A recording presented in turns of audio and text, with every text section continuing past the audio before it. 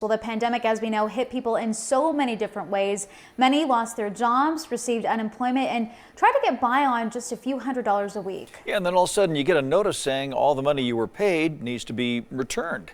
Scripps reporter Alicia Nieves shows us why hundreds of thousands of people are getting this notice. Bills are mounting for many Americans, and another one being added to the pile for some on unemployment is a bill to pay back the money they were given. This is a massive financial hardship. Michelle Evermore is with the National Employment Law Project and explains the notice to pay back unemployment is most often due to an error somewhere in the application process or when an applicant filed for continued benefits each week.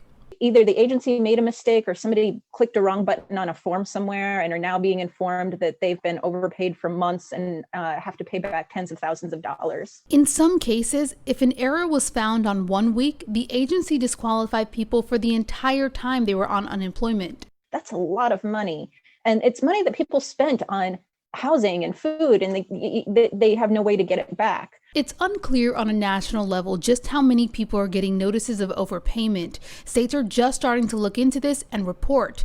But so far, Texas is seeking refunds from 260,000 people. Ohio says it's overpaid at least 160,000 people. And in Virginia, the number of people overpaid is around 35,000. We're going to see a lot more of this happening in a lot more states, and we're going to hear a lot more horror stories if this legislation doesn't move.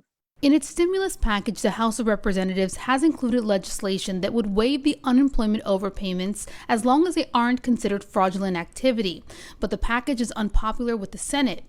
NELP believes the forgiveness is critical to those on unemployment and our economy. It was estimated that during the last recession, every dollar spent in unemployment insurance generated $1.61 in local economic activity.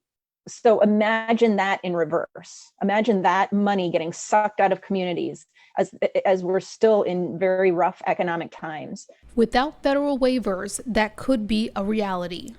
I'm Alicia Nieves reporting.